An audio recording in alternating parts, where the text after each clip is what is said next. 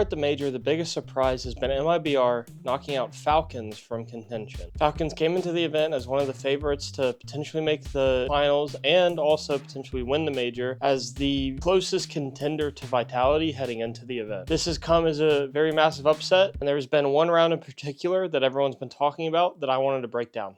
The round starts with Nico getting a spam kill on MIBR doing an aggressive banana take. This is a very important kill in the round because having a man advantage gives you a very big leg up as you continue to play the round. Falcons then settle down the round, slow down, and kind of wait and see if MIBR is going to make a mistake before going into a delayed banana retake with a flash and a CT smoke thrown from T steps. What they're going for and what they're looking for is they're using a lot of util to try and bait out util from the CT side. When they're doing this retake off of the flash, mollying top car, and then they're throwing the CT smoke in with it as well. They're basically saying, hey, we're going to get banana back. You either need to rotate and help the B players, or you need to try and deny us with some sort of counter utility. When MIBR doesn't throw anything, it indicates to Falcons that B is weak, so they walk up and do an execute. The execute is very clean. They throw spawn smoke, coffin smoke, 2 Molotovs to clear out the key positions on the bomb site.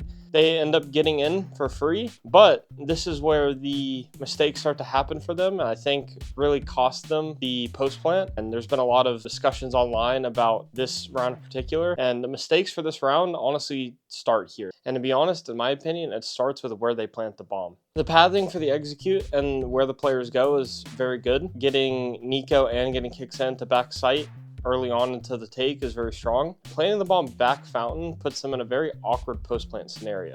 Typically, when you plant the bomb, you're going to plant it towards the coffin. After you plant at the coffin, the player that plants will move into pool, and then you have a very common setup where you have 2 in the back site, 1 in pool, and then the rest kind of filling into gaps based off of where is available. In this case, it was 2 banana.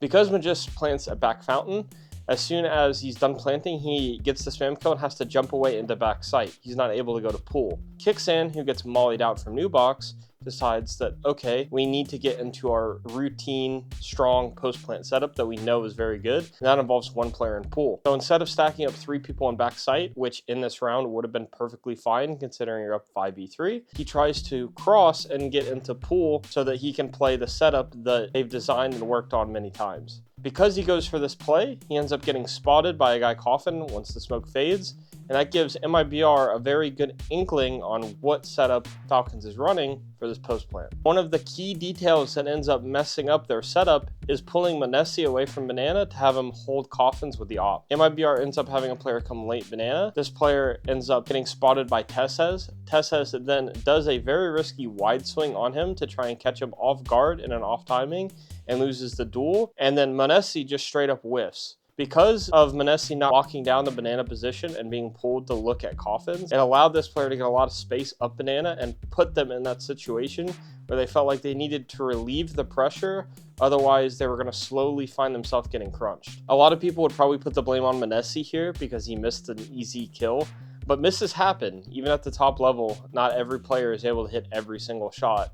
Even the best player in the world in Manesi. So when those misses happen, you have to understand that that's not on the player. There's a lot of small tactical factors that add up to those misses. And being pulled away from banana where he would have had a very easy shot and not given the T space at all was one of those factors. The whole reason that I feel like Manesi gets pulled away there is, again, because they have a setup that they feel comfortable doing and a routine that they feel comfortable in.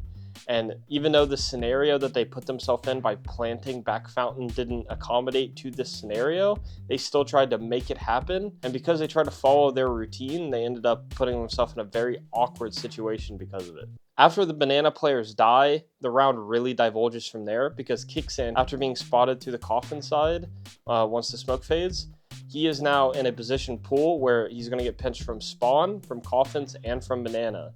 And all of those spots he's not able to play off of. So he tries to make a timing play into spawn, get a cheeky kill to hopefully equalize it into a 2v2 and put his teammates in a winning situation, but that doesn't come with his low health. From there, it's really hard for Nico and Magisk in Emo. They don't really have any real way of playing the situation. Nico honestly gets deleted pretty hard as well by the player that came up banana, so it puts Magisk in a pretty unwinnable situation backside. And it all really starts from that one decision, crossing from backside into pool to try and make your post plant happen, and then pull the opper off of his line to help set that crossfire up.